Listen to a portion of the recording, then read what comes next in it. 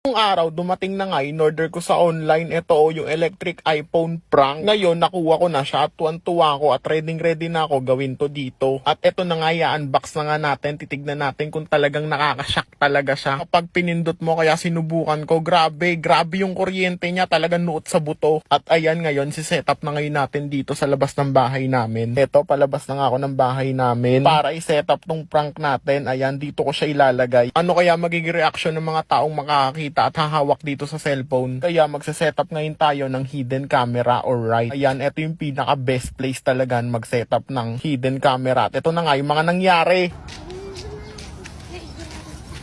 Tay! Yung cellphone!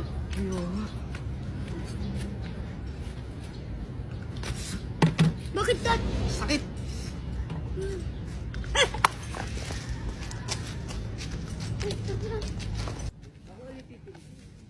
Ay, mare, ano nakaka-visit mo? Tapon ng basura.